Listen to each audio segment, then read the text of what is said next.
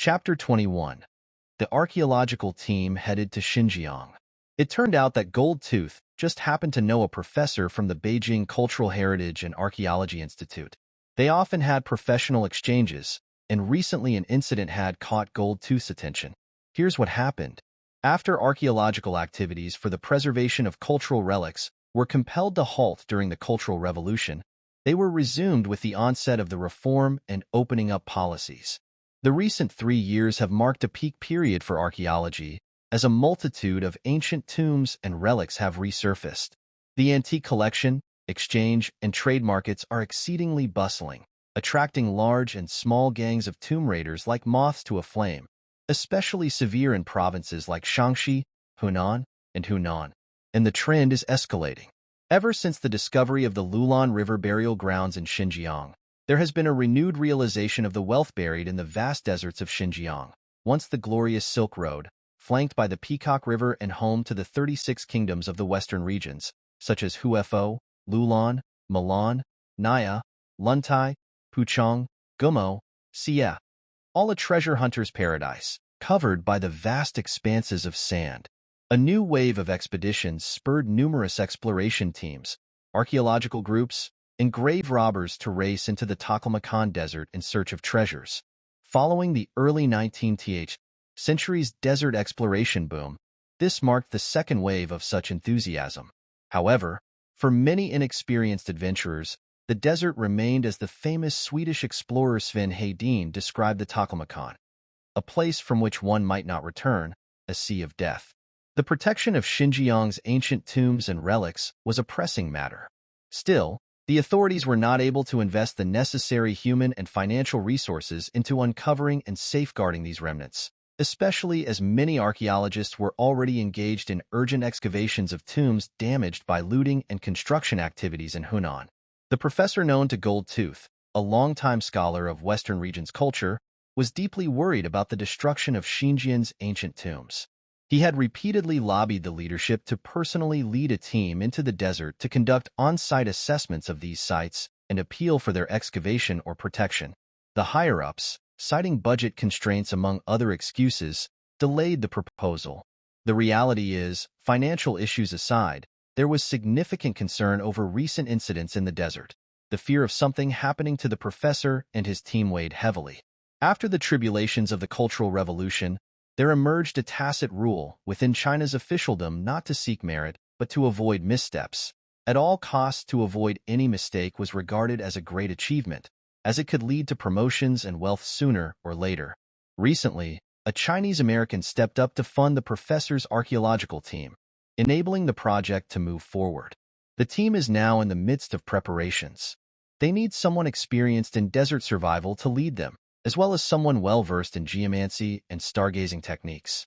Since many team members are academics more accustomed to books than the field, they would be lost in the desert without a skilled leader and unable to find the locations of relics and tombs without a specialist in geomancy.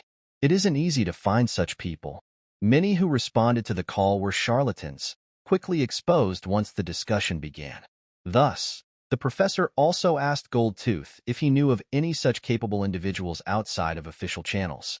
Gold Tooth then asked me if I wanted to go, mentioning the substantial offer from the American benefactor. It would be an opportunity to see the desert and assess the possibility of significant tombs, acting as a reconnaissance for future expeditions. I said that the opportunity sounded excellent, a rare hands-on experience for us, having never interacted with an archaeological team before. If we could go, we could learn a lot from them. I had been to the desert before, as part of military exercises, but to venture into the desert, we would need a good local guide.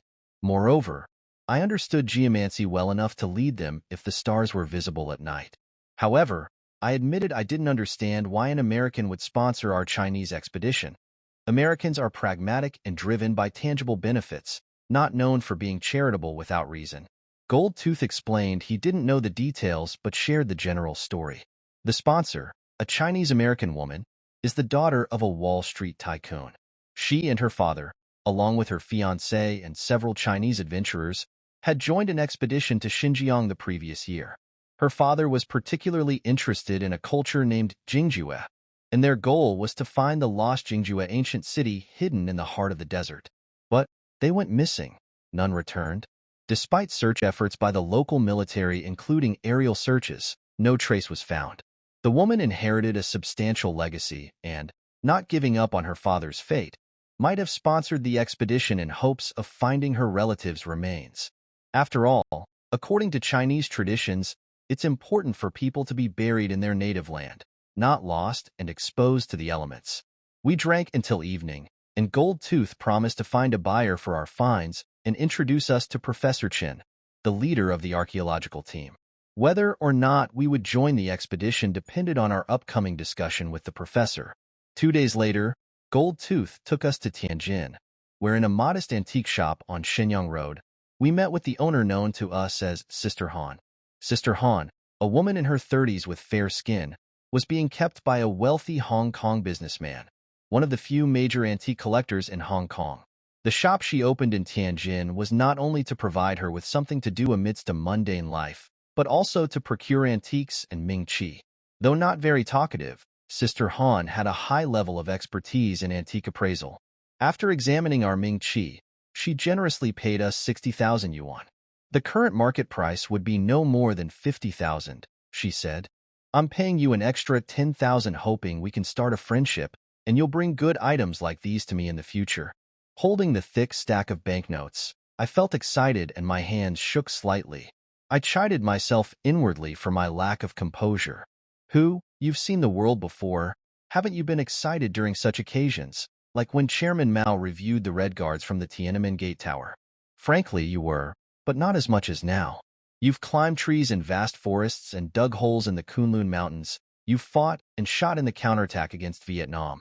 How could you get so excited over money today? This is the power of money. You don't have to respect money, but without it, you couldn't bring electricity to the villagers in the mountains, nor improve the lives of the families of your fallen comrades. Money is too powerful. What's all the risking of life and death for, if not for money? After getting back, I divided the money into 4 portions, one for Ingzi, one for Fatty, one for the village head to distribute among the others, and one to purchase equipment and fund our next operation. Fatty refused his share, saying that while the amount was not small, it was also not enough to pave roads for Gangang village. Much of it would be gone if we divided it now. He mentioned that many of the martyrs' families in my old unit, living in the countryside, were struggling despite government subsidies. Some couldn't even afford to travel to Yunnan to visit their sons' graves. Moved by these stories, Fatty's eyes welled up with tears, and he suggested I send his share to those martyr families and wounded comrades. His lifelong dream had been to join the army and fight, a dream he couldn't fulfill after his father's early death. He asked me to fulfill this wish on his behalf, noting that there would be plenty of time to share any future earnings with him. Hearing this, tears welled up in my own eyes too. I patted Fatty's shoulder and said, "That's very thoughtful of you. There will be plenty of opportunities to make money. For now, let's aim to go to Xinjiang and earn from the Americans." After a few days of rest, Gold Tooth informed us that a meeting with Professor Chen from the archaeological team had been arranged, and he took Fatty and I to the professor's office. Professor Chen was no longer young, and I couldn't help but worry about his well-being at the thought of him entering the world's second-largest shifting sand desert. Accompanying Professor Chen was his assistant, Hal Aigua, a middle-aged intellectual in his 40s with disheveled hair, wearing deeply prescriptive eyeglasses. His presentation suggested someone more accustomed to diligent study than social niceties. Individuals like him were not uncommon during the Cultural Revolution, but following the subsequent reform and opening policies, such old-fashioned characters became rarer due to the spread of new knowledge and cultural values. Halaigla took a serious look at us and spoke directly. "Comrades, we're aware of your intentions, and I'm sure you know of our team's requirements. We're making an exception to an exception this time. We need talent. Do you both have survival and exploration experience in the desert? Do you understand celestial feng shui? This is not something to be taken lightly. If you lack these capabilities, we will not consider taking the backdoor route," he said, glancing over at Gold Tooth. Professor Chun thought Hal Aigua was being too blunt. He had a cordial relationship with Gold Tooth's father and frequently consulted them on antique appraisals. wanting to keep their relationship smooth. He stood up from the sofa to defuse the tension and invited us to sit. After a casual chat and learning more about our background, Professor Chen nodded approvingly. Impressive indeed. Having served as a company commander in the People's Liberation Army and with combat experience, not to mention desert expeditions, you would be more than qualified to lead our team of academics. Most relics and ancient tombs in the desert are buried under the sand, and the ancient Peacock River trails have long since dried up and are hard to find. Without knowledge of celestial feng shui, it's nearly impossible to locate them. Are you versed in this field of celestial feng shui? Aware of this advanced discipline known as Heaven's Canopy Blue Pouch Technique, part of the mysterious chapters in Secrets of Yang Feng Shui, I had to bluff despite never actually having used it in practice.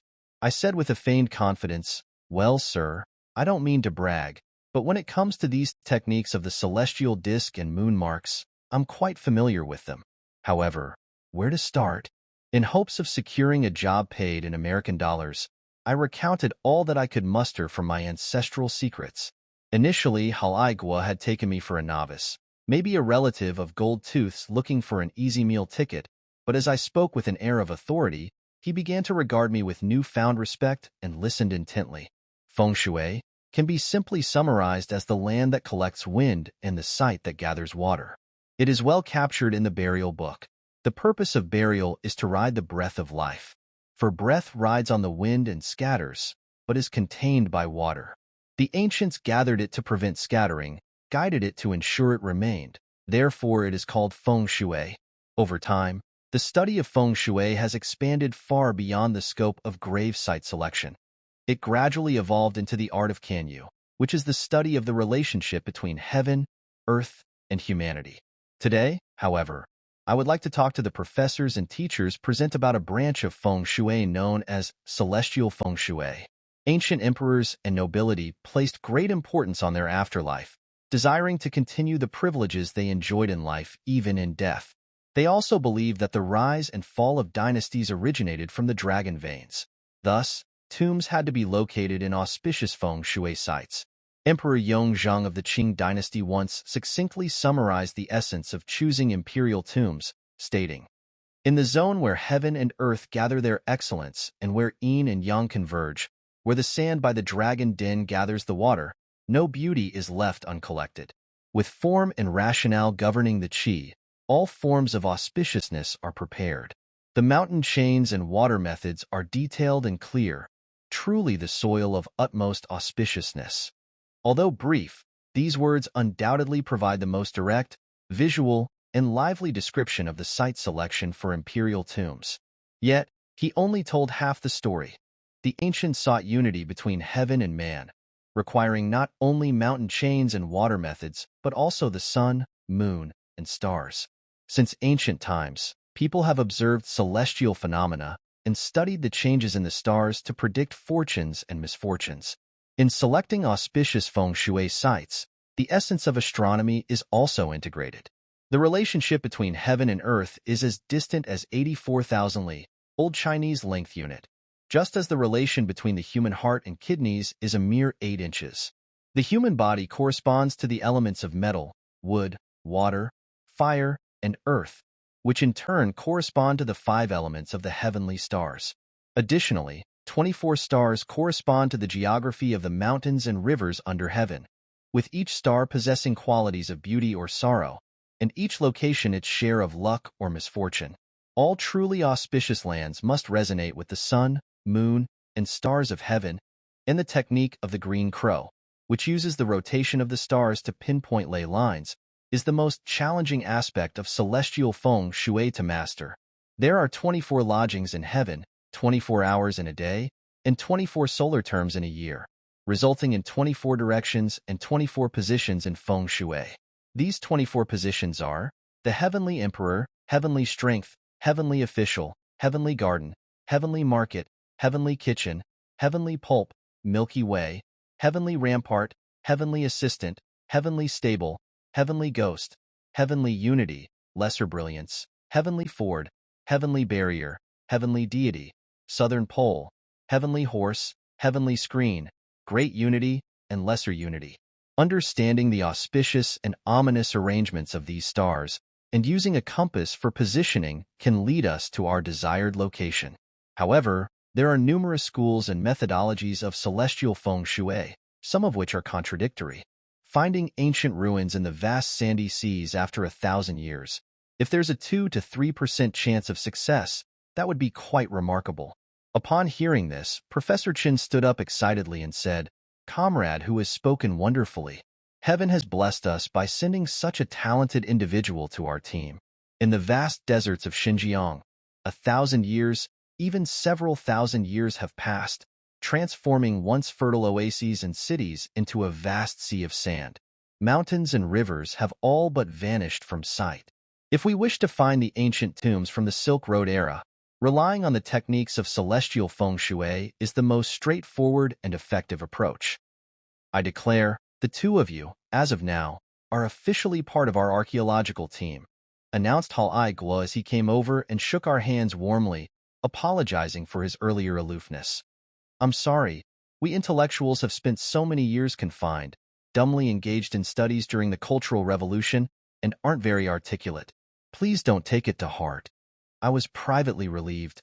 I only know so much. Saying more would risk exposing my limitations. Celestial feng shui is exceedingly complex and beyond my understanding. I suspect that you, scholars with your prescription glasses, might not withstand the harsh desert environment and would have to turn back within a couple of days.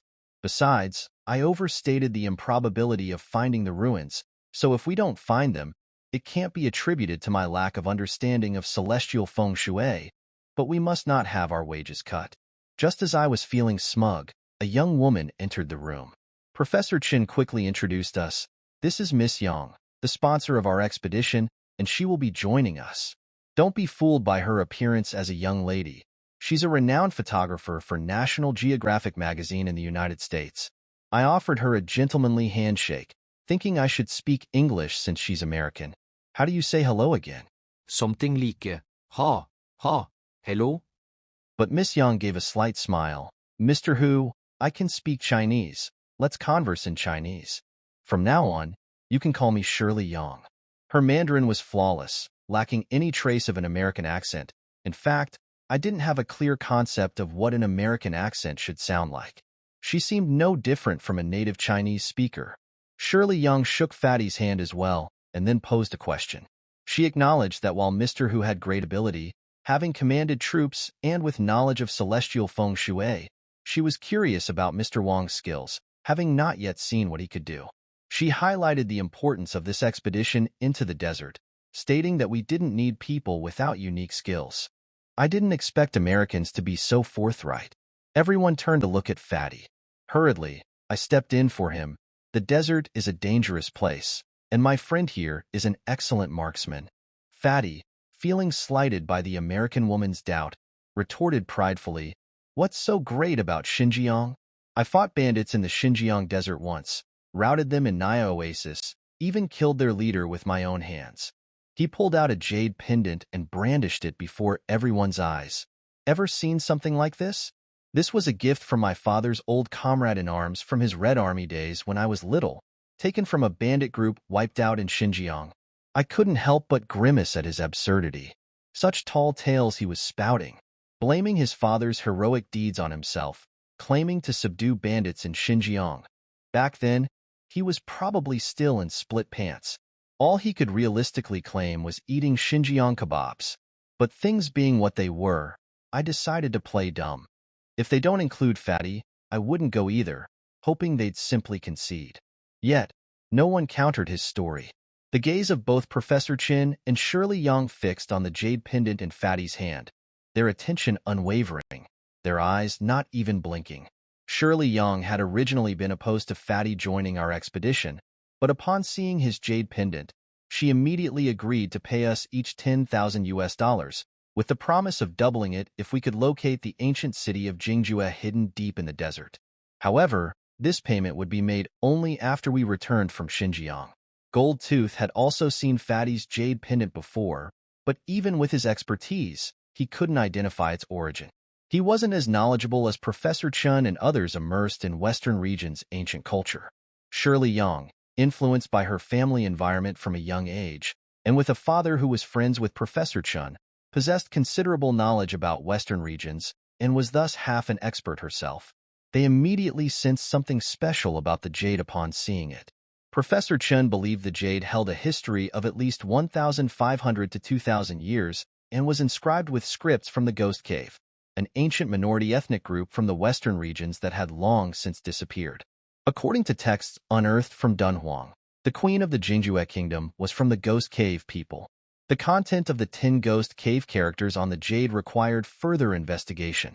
Professor Chin and Shirley Yang's father were both enthusiasts of Western regions culture. Jingjue, once a city of prosperity and splendor, was like the showpiece among the 36 kingdoms of the Western regions, unrivaled in its heyday. A great calamity seemed to have struck the nation. The queen died, and thereafter, the ancient city vanished without a trace. The former glories are now buried under the sands, with only sparse records in ancient texts bearing witness to their existence. According to legend, the queen of Jingjue was considered the most beautiful woman in the western regions. Her presence was said to overshadow even the sun, causing the stars and moon to fade in comparison. Shirley Yang's father had set out in search of this queen's tomb, leading a team of 5 Chinese and American scholars deep into the desert with the best of equipment, never to return. The current mission had 2 objectives. Firstly, to conduct an on-site assessment and survey of the ancient tombs within the desert, and secondly, to try their luck in locating the remains of those 5 explorers for a proper burial. Shirley Yang wanted to purchase the jade pendant from Fatty, but we held on to it tightly, refusing to sell, while secretly calculating how much we might fleece her for. We joined the expedition team composed of scholars and photographers. I ended up as the leader and Fatty as the deputy leader. Our desert adventure was set. The train heading west raced across the vast western lands. Fatty and I slept soundly in the sleeper compartment, oblivious to the time. Our first stop would be Xi'an, where we were to meet up with Professor Chen's students, and then on to Urumqi, where the team's equipment would be shipped directly. Hal Igua stumbled into our compartment, nearly overpowered by the stench of Fatty's feet. After rousing me, he urged, "Comrade Hu, wake up, wake up. Professor wants to discuss something with you. Please come over." Bleary-eyed, I glanced outside the window where daylight still lingered, put on my clothes, and followed Hal Igua to the next car. There, Professor Chin and Shirley Yang were examining a map. They invited me to sit down as Hal poured me a cup of hot water, and I asked what the matter was.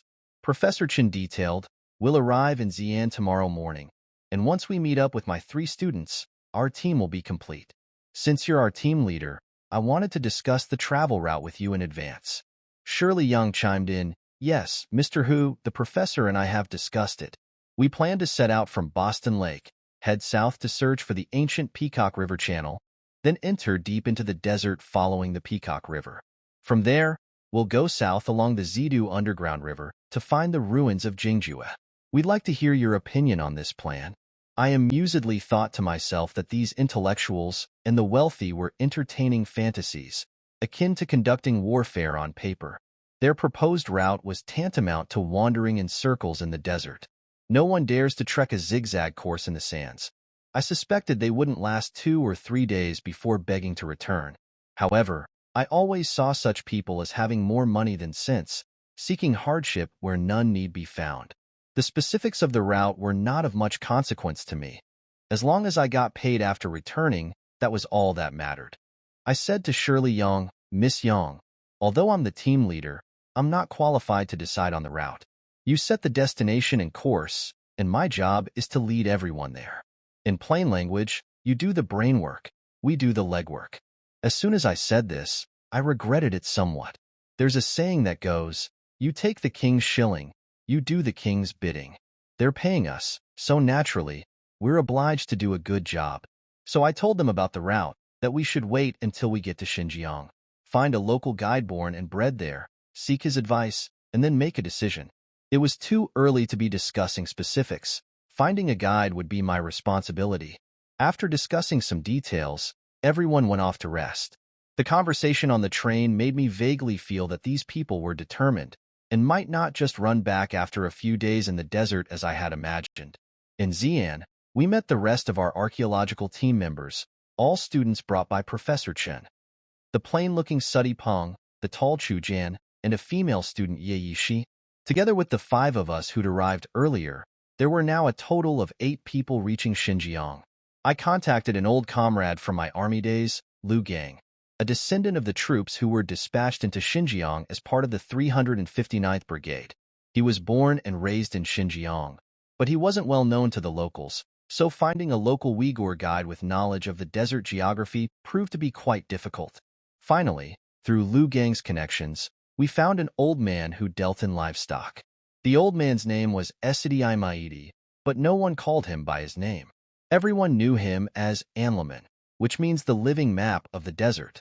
Old man Anlaman, puffing on his pipe, shook his head continuously. No way, no way. It's the season of winds now. Entering the desert, I'd be inviting blame upon Allah's head. But after a mix of soft persuasion and hard bargaining, Professor Chun showed him official documents, and I explained that as government-appointed officials, local comrades are expected to cooperate. I warned Anlaman that if he didn't guide us, we'd get the police involved to confiscate his camels and donkeys, putting him out of business. Shirley Young also told him that if he agreed to guide us, she would purchase all his livestock at double the price. Once we returned from the desert, the livestock would still be his, along with the money. Left with little choice, Anlaman reluctantly agreed, but on one condition.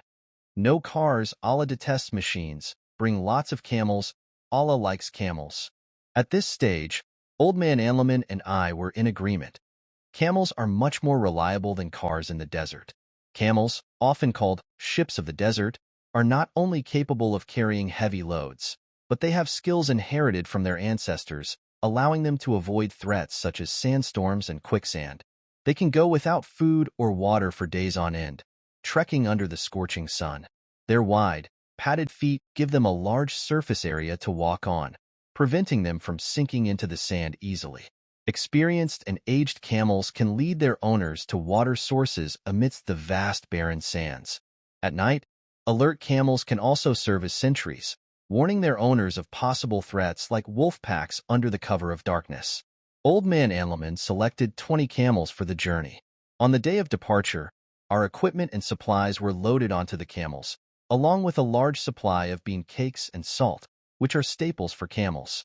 Fatty, while helping to load the supplies, asked, "Old man, are we just going to eat bean cakes and salt in the desert? Won't that just make us more thirsty?" Old Man Anlaman laughed heartily.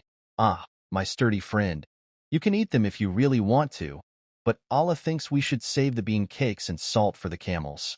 Old Man Anlaman informed us that the season we were setting out in was the most dangerous time to be in the desert. The initial part of our route, from Boston Lake to the ruins of Shiyi City, included both desert and Gobi terrain. Fortunately, the ancient channels of the Peacock River were linked, making identification easier. But going deeper to find the Zidu underground river would depend on the will of Allah. Our small team of 9 was more like an ancient caravan than an archaeological team. The amount of food we carried was enough to last us less than a month, with enough water for about 2 weeks. We could replenish our water at several oases and underground rivers along the way. Additionally, we had several large bags of sour yogurt soup for extreme thirst in the desert, more refreshing than 10 mouthfuls of water. The various equipment and supplies for the expedition meant each camel was heavily loaded, and we had to rely on both walking and occasional riding. The first leg of our journey started from Boston Lake, heading southwest, then west along the Peacock River until we found the ancient southern channel. Boston translates to standing, derived from the presence of 3 islands standing tall in the middle of the lake. In ancient times, the lake was also known as Fish Sea, China's largest inland freshwater lake, where the Peacock River originates and flows deep into the Taklamakan Desert. Passing by the lake, one could gaze at the expansive and profound blue waters, which could dazzle the sight and inadvertently give the illusion of reaching the ends of the earth. In the first couple of days after departure, the 3 students accompanying the professor were extremely excited. They were young and this was their first time in the desert. They found it fresh and fun. Sometimes they imitated Old Man Anlaman's whistles to command the camels, and at other times, they chased each other around, played, and sang. I felt an urge to join in their frolics, but as the leader of the archaeological team, I needed to maintain some semblance of seriousness. Thinking this, I straightened my posture atop the camel, trying to project an image of resolute wisdom. According to Old Man Anleman, the initial part of our route couldn't really be considered a desert. This section of the ancient Peacock River existed before the river changed its course, and some stretches of the riverbed were not completely dried up. The surrounding sands were shallow, and there were scattered small lakes and pools teeming with small flocks of black-headed gulls and red-billed ducks. Lining the bends of the Peacock River were small oases, growing sand dates, poplars, and various shrubs. Passing this river bend meant we truly entered the desert. With the Peacock River having veered southeast, towards the ancient cities of Lulon, Lop-Nur, and Daria, we traveled southwest into the Black Desert. Old Man Anleman said the Black Desert was formed as Allah's punishment for the greedy infidels, burying countless cities and treasures beneath its sands. No one, he claimed, could ever bring them out of the Black Desert. Even if you took just a single gold coin, you would lose your way, be buried far beneath the shifting sands, never to emerge again. This is a desert of great mobility, with shifting sand dunes reshaped by the wind every day, devoid of any discernible features. The ancient riverbeds are no longer visible. Thankfully, we have Anleman. Half-buried ancient castles, houses, and towers, just showing their rooftops, and poplar trees bent at a 30-degree angle from the sand-blasted wind, along with the tiny Saxol shrubs in the desert. None of these escape the eyes of Old Man Anleman. These landmarks form a line telling us that the ancient channel of the Peacock River once flowed from here, leading to the legendary city of Jingjue, abandoned by Allah. The 1,000-year-old poplar trees have made the deepest impression on us in the desert. Who would believe there are trees in the desert if they hadn't seen them with their own eyes? Each tree is like a mighty dragon, its branches slanted eastward as if racing across the desert. Despite thousands of years of struggle against such a harsh environment, having long died, their trunks almost flattened to the ground, they still have not fallen. The first light of morning rises from the eastern horizon, setting the clouds aflame with redness. The undulating dunes of the desert are cloaked in a layer of rosy light, turning the dried poplars and wavy sands a golden red hue. The heavy colors create a magnificent painting between heaven and earth. To avoid the intense noon sun, everyone continued traveling through the night. Fatigued but revived by the scenery, Shirley Young exclaimed, "The desert is so beautiful, oh God! Look at that poplar, just like a golden dragon in the desert." She took out her camera and started snapping away, hoping to capture the sublime beauty.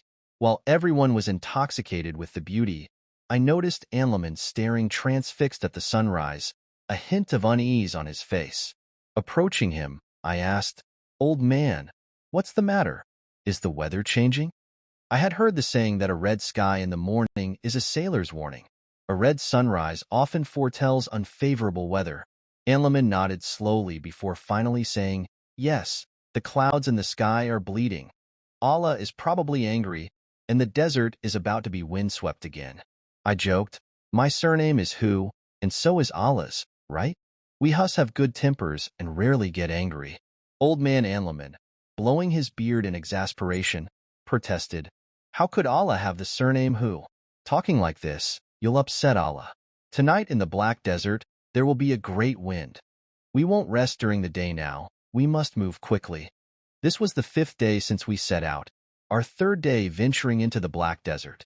Ahead lay the ruins of the ancient city of Shi'i City, which we had initially anticipated reaching the following day.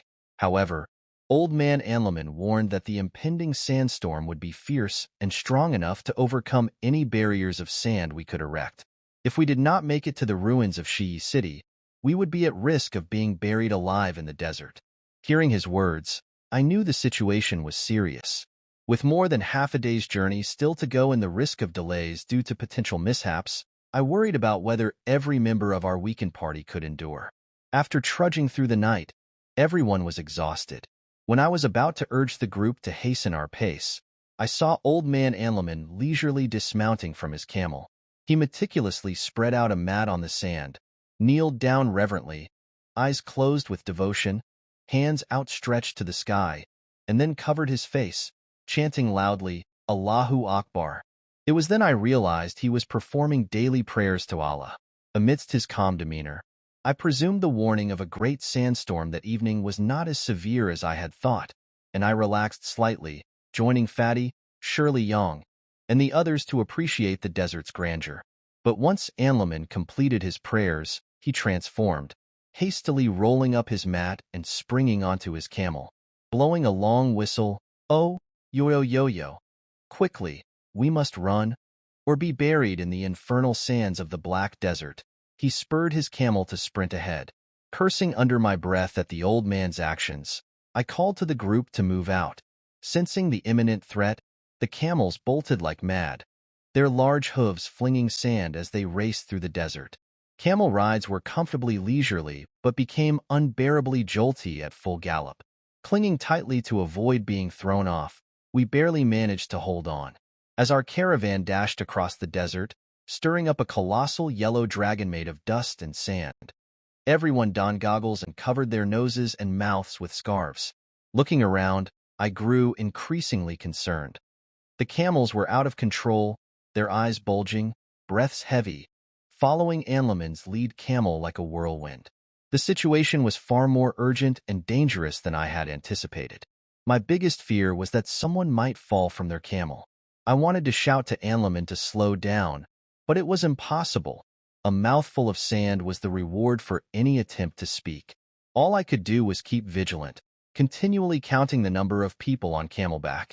We ran until noon, and even these robust creatures of the desert, accustomed to endurance, had no choice but to slow down, drenched in sweat. Thankfully, no one had fallen behind. Anlaman urgently advised us to grab a quick bite of dry food and drink more water, assuring us not to worry about running out, as we would find fresh water from the ancient underground channels of the Peacock River beneath the ruins of Shi'i City. After refueling and allowing the camels to rest briefly, he insisted we press on without delay, as the ruins were not far, but time was of the essence. We pulled out our flatbreads and dried meat, hungrily taking a few bites. Fatty and I were concerned about the well-being of the scholars and checked on them individually. Professor Chin, despite his age, was completely out of breath and couldn't get a word out due to the camels jostling. The youngest student, Ye Yixin, vomited a few times, and both only managed to drink some water, being unable to eat anything. The situation was most dire for Hal Aigua, who had lost his deeply prescriptive glasses and couldn't see a thing, frantically looking for them. Fortunately, the graduate student Sudi Peng also wore glasses and had a spare pair. Their prescriptions were similar enough to provide immediate relief to Hal Aigua's urgent need. Shirley Yong and the tall student Chu Jan seemed unaffected, especially Shirley. Perhaps due to her adventurous father's influence or her upbringing in America, she possessed a strong sense of adventure and excellent physical condition. Despite not sleeping all night and running through the desert for the better part of the day, she did not appear fatigued at all, remaining vibrant and busy helping Old Man Anlaman secure the supplies on the camels. A weak breeze whisked sand off the dunes, and the far horizon slowly turned dark yellow. Anlaman shouted, "The wind of faith is coming. No rest now, may Allah protect us. With so many people here, we must quickly flee." The members of the archaeological team, tired as they were, climbed back onto their camels. At this point, there was no concern for the camels' stamina as they hastened the animals along. What had been a clear sky moments before suddenly darkened as the wind picked up sand into the air, quickly lowering visibility amidst a shroud of dust. Amidst the chaos and deteriorating visibility, I discreetly counted the members of our group to make sure no one was missing. Including me, there were 8 of us. Who was missing? The wind grew fiercer. The raging sands engrossed everything in a tawny haze, and I couldn't discern who had fallen behind. But we had just descended about 100 meters off a dune, so there was still a chance to go back and find them. My first thought was of Miss Young from America. If we lost her, our payday would go up in smoke. But I dismissed that notion soon after. It came across as selfish. American lives might be precious, but ours are not earned by mere grains of salt. We couldn't let anyone fall behind. Fatty was the only one I could recognize beside me. I wanted to speak to him, but the blowing sand was too fierce to open my mouth. Riding on the camel, I gestured at him, trying to signal him to stop Anlaman, who was leading the charge ahead. This delay led the 20-strong herd of camels to gallop ahead by several meters. Unable to confirm if Fatty had understood me, I swung off the rapidly running camel. The tracks left by the camels on the sandy terrain were quickly being obscured by the wind, bound to disappear soon. Running into the wind felt like being a piece of paper, each step taken involuntarily, at any moment liable to be swept away by the tempest. Other than the howling wind, nothing could be heard. Staggering nearly 200 meters, I finally found someone lying on a dune where we'd rested earlier. Half buried in the sand, I couldn't tell if they were dead or alive. I rushed over and pulled them out. It was Professor Chun. He was in poor condition earlier and must have been knocked off his camel in the hurry to escape. Though alive, the shock was too much for Professor Chin, and he fainted when he saw me. Although the sandstorm was fierce, I knew it was only the precursor to the true desert tempest, which could arrive at any moment. Without delay, I hoisted Chen onto my back. Turning around, I could still make out my footprints, thank God, and prayed that Fatty managed to stop Anlaman, the fear-driven old scoundrel, attempting to bring Professor Chan down the dune. A gust from behind thwarted the effort. We both rolled down the slope. Amidst the dusky whirl of sand, someone helped me up. It turned out Fatty had figured out my intention, frenetically ran past Anlaman, and pulled him down from his camel. When the lead camel stopped, the rest also halted their frantic scampering. Only the injured beast, driven into frenzy by Fatty's knife, bolted forward and soon vanished in the sandstorm. Thank heavens they hadn't gone too far, or else we would never have found them. At this point, speech was impossible. An exchange of gestures had to suffice. Understanding was the key. Those who couldn't see simply followed along as everyone prepared to climb back onto their camels to continue the escape. But the camels, petrified by fear, would no longer run. Despite Anlaman's whipping and commands, they remained motionless, lined up and kneeling down, burying their heads in the sand. We'd seen bones of camels on our route before, all dying in such posed submission, seemingly accepting their fate. Anlaman explained these were camels terrorized by the black sandstorms of Allah. Knowing the storm was imminent and that escape was futile, they simply knelt and waited for death. Caught off guard by the situation, we appeared at a loss, seemingly waiting to be buried alive by the encroaching sand. Certainly, that was not a prospect anyone would relish. Just as we were without a plan, Shirley Young tugged on my arm and pointed westward, signaling us to look in that direction. Through the blinding sandstorm, a massive white figure was rapidly approaching, though the howling wind muffled its approach.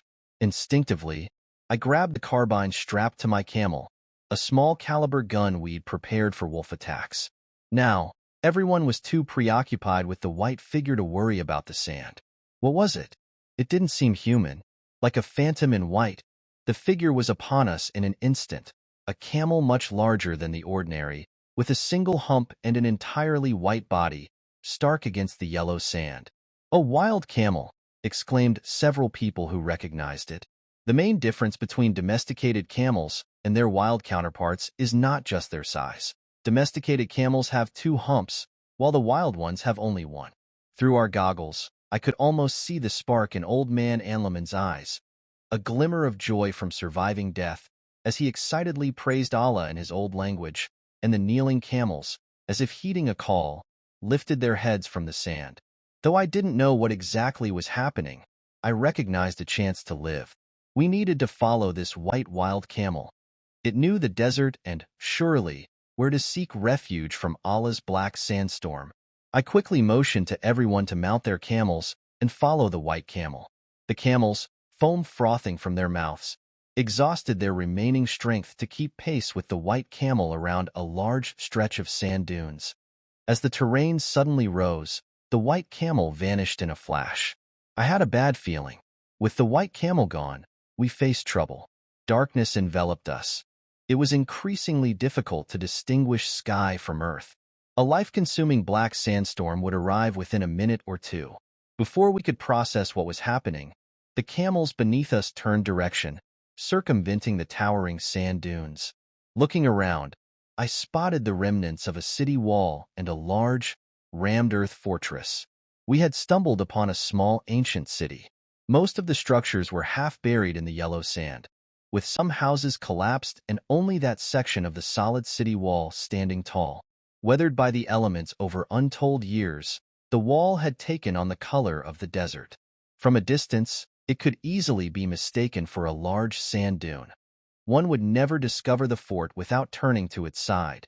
The white wild camel had sought refuge here, but with the old city's broken walls and bastions obscuring our view, it was impossible to see where it had gone. The wall acted like a tall barrier against the sand, and to use Old Man Anlaman's words, it all depends on Allah's will now. In any case, having a place to take shelter was a blessing in itself.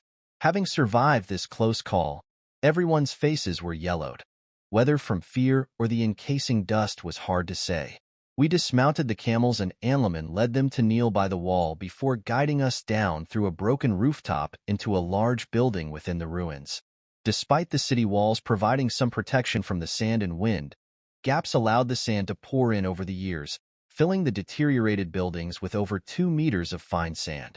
The building we took refuge in might have once served as an office or town hall.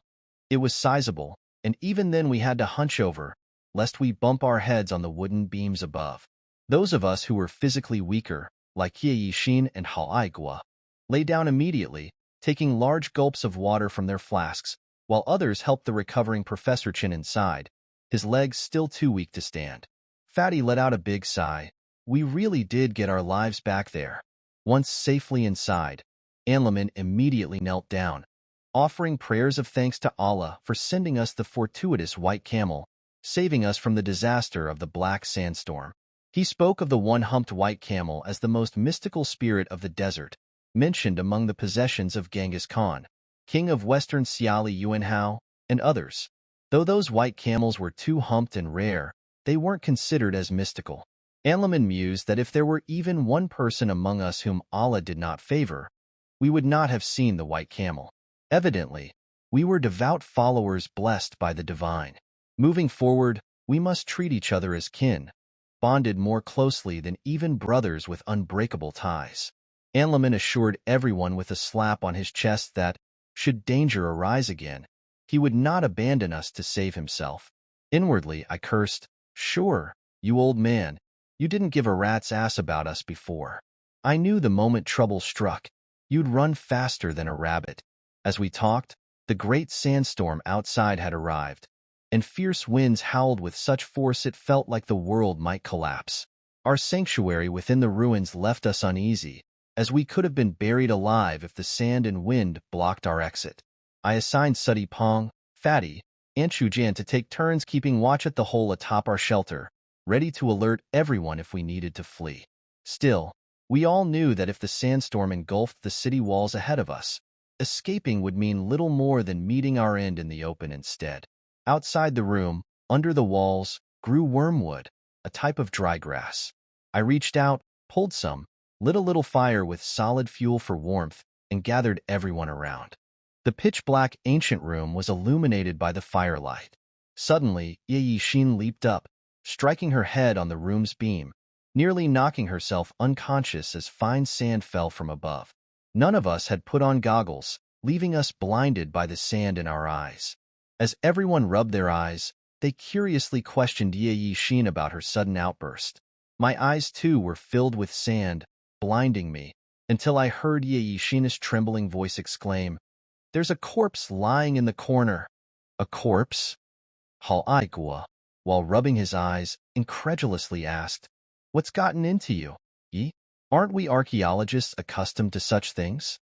Apologizing profusely and clutching her head where it had hit the beam, Yishin said, "Sorry, Professor Hao. I just didn't expect to find a dead person here. I wasn't mentally prepared." Sorry. I remembered an old trick that spitting can help clear sand from the eyes. Having always found it effective, I quickly spat out a large gob. Immediately, my eyes felt better. Tears washed out much of the sand, and I could open them a bit. To my horror, I realized that my spit had landed right on top of Shirley Yang's head. She was someone who maintained cleanliness even during the grueling desert journey, and there she was, rubbing her sand-filled eyes, oblivious to what had just landed on her from above. Attempting to divert attention from the mishap, I quickly grabbed a flashlight from my portable geological bag and checked the corner where the corpse lay. Indeed, there were human remains. The dry desert climate had preserved the bones for an indeterminable time. Half buried in the wind-blown sands, the majority of the skeleton remained visible. At a cold glance, the sight was genuinely unsettling. No wonder Ye Yixin was so startled. As others gradually opened their eyes, they took out their water bottles and used the clean water to flush out the eyes of those severely blinded by the sand. I reassured everyone there was no need to worry. It's just a human skeleton, and who knows how many years it's been dead. Let's eat something, rest for a while, and then we'll dig a hole and bury it. Except for Old Man Anleman, all members of the archaeological team were accustomed to dealing with ancient remains and weren't scared. They were just a bit puzzled about how the skeleton came to die in this place. Bodies in the desert rarely decompose, often becoming naturally mummified due to the dry climate. But this skeleton had no flesh left, which might suggest it had been scavenged by desert wolves. Anleman didn't find it odd, mentioning the white camel that had run here to seek shelter from the sandstorm. We should be grateful for following it, as we luckily avoided disaster. The desert here, unlike the semi-deserts and Gobi areas with relics like Lulon or the Yardong landscapes, was untraversable except for the ancient pathway of the Peacock River. On our own, we would never have found the ruins of this castle, but the animals of the desert knew different. This forsaken city was probably a sanctuary bestowed by Allah upon them. In their terror amidst the sandstorm, the animals must have hidden behind broken walls and structures. It was possible they included sandwolves, goitered gazelles, and sand leopards. After the storm calmed, one might find wolves and gazelles hiding together. Then the true nature of each creature would show. Wolves would bare their teeth, and gazelles would brandish their horns. Concerns about wild beasts hiding within the ruins made Ye Yixin and others with fainter hearts nervous. Anleman worried about the camels tied behind the crumbling walls and decided to brave the sandstorm to secure them. Judging by the relentless sandstorm, we might have to spend quite some time in this large house. To this end, I sent Fatty Anchujan with Anleman to bring in food, fuel, and sleeping bags. Equipped with goggles, scarves wrapping their faces, ears, and noses, they climbed out through the hole in the rooftop. After about the time it took to smoke 2 cigarettes, the trio returned, their bodies covered in sand. Fatty, pulling off his headscarf and goggles, plopped down on the ground, exasperated. Damn this wind! If we weren't holding on to each other, we'd have been blown away. But Old Man Anleman didn't fool us. When we passed by a broken wall, we spotted a herd of 6 or 7 goitered gazelle. Once the wind dies down a bit, I'll shoot a couple, and we can have fresh meat for a change. Dried meat is getting boring. Anleman sternly disagreed with the idea. No, no, no. Once you fire a gun, that sound will scare away all the animals taking refuge in the city, and they will run out into the devil's black sandstorm and be buried alive. We are just like those animals. It's by Allah's grace that we're able to take shelter here.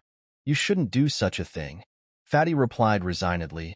All right, stop lecturing me. It was just a thought. I'll stick to the dried meat. All right? Surely, Allah won't deny us our dried meat, right? He then took out dried meat and canned spirits from his bag and distributed them among the group. After running for our lives in the great desert and now trapped by the sandstorm in this unnamed ancient city's ruins, aside from Fatty and Old Man Anleman, nobody else felt like eating. I was concerned about Professor Chin, the eldest among us, out there in the desert devoid of medical supplies. Any mishap could be disastrous. Carrying a wineskin of spirits, I approached Professor Chen to urge him to drink a little to relieve his fatigue. Shirley Yang and Hal Igua helped Professor Chen sit up, while the students, other than Chujian who was on lookout near the broken hole at the rooftop, all gathered concernedly around the professor. Professor Chen seemed to have regained his composure and, after a sip of spirits, said with a wry smile, "Thinking back on my fieldwork days, then being confined to the cowshed for over 3 years, and toiling away at labor reform, breaking rocks in the mountains, what hardships haven't I endured? I got through all of those, but now in my old age, I seem to be of less use. Ah, today I owe you a lot, brother Hu. Without you, this old bag of bones would surely have been buried by the sandstorm. I offered him words of comfort, stating that taking Miss Yang's American dollars obliges me to fulfill my duties, and if he felt unfit, it was still not too late to turn back. Beyond Shiyi City, we would enter the heart of the Black Desert, where conditions were much harsher than here. By then, it would be too late for regrets. Professor Chen shook his head, determined to proceed, convinced that we shouldn't worry. Sandstorms of such magnitude are rare, happening once in a century, and unlikely to recur often. Having survived this, one suggested good fortune to come. As I was about to give him further counsel, Shirley Young pulled me aside and spoke softly. Mr. Hu, admittedly, I had my doubts about you being so young to lead an archaeological team. But now, I see there's no one better suited for the role of team leader than you. There is something I need your help with. Having witnessed nature's might, morale among the team members has taken a hit. I hope you can boost everyone's spirits and encourage them to keep their chin up. This posed a challenge to me, but when the boss gave an order, I had no choice but to follow. As we all gathered to eat, I addressed the team. Comrades, the mood seems a bit gloomy here, doesn't it? Marching and singing is a fine tradition of our army. So why don't we sing a song together? Everyone exchanged bemused glances, wondering when we had become soldiers and what the army's traditions had to do with us civilians. Singing songs now, in such grim circumstances? No one initially knew how to respond. Realizing my mix-up, I quickly corrected myself. No, that's not right. Let's just have a chat instead. I'll share a little story from my time on the front lines. Interest piqued at the prospect of a story. The group huddled closer to listen as they continued to eat. Once, I began. Our unit received a daunting task to capture Hill 306 by force. The enemy had several well-positioned fire points on the hill, arranged so well they supported each other and our artillery fire couldn't take them out directly. That meant the infantry had to mount a direct assault. My unit, the 6th Company, tried 3 times without success, losing 7 men with many others injured. We were known as a heroic company in the division, and it was the first time we faced such humiliation. The soldiers were deeply disheartened and demoralized. As I was worried about them, I got a call from the battalion commander, who berated me thoroughly over the phone, questioning our effectiveness and threatening to replace us if we couldn't make progress. After hanging up, I knew we had to act. I told my troops that the Central Military Commission had called me, and that Grandpa Ding himself was aware of our company's actions on the front line. He said that our 6th Company was doing well and was confident we'd take the hill. Hearing this, the soldiers were electrified. Grandpa Ding knows about us, they said. There was no way we could let him down. Newly invigorated, they charged the hill once more, and this time, we succeeded in taking it. As I concluded the tale, I noticed a glint of morale returning to the faces around me. Despite the dire situation we were in, the members of the archaeological team, stirred by the story, began to excitedly inquire about the details of combat on the front lines. I told the team, comrades, the point of my story is this. No difficulty can halt our progress. Our greatest enemy is ourselves. If we can overcome our own fears and weaknesses, we can surely achieve final victory. My words seemed to lift the previously oppressive atmosphere significantly. Despite the ferocious sandstorm raging outside, the team no longer felt as tense as before. After we finished eating, it was Suddy Ping's turn to replace Chu Jan on lookout. Fatty and I decided to take care of the unfortunate skeleton in the corner. It felt uncomfortable having it just lying there, especially as people were trying to rest. We'd bury it before sleep, best inside, given the terrible weather.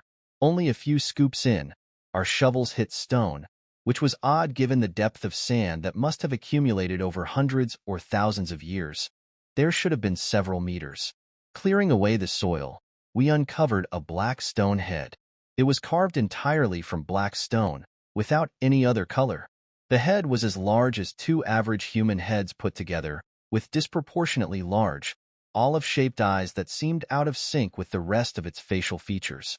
It wore no crown, only a plain hairpin, and its expression was serene, devoid of any clear emotion. It resembled either a deity idol commonly found in temples or the stone figures along paths to large tombs. Judging by this statue's location in the room, the likelihood of it being the former seemed greater. I lit a gas lamp for better lighting, and upon inspecting it, Professor Chen asked Hal Aigua, "Does this stone figure look familiar? Have we seen it somewhere before?" With his glasses on, Hal scrutinized it closely. Ah, indeed. There was a 1,000-coffin tomb, excavated in Xinjiang with similar stone figures. The eyes were very prominent, unusual for a human.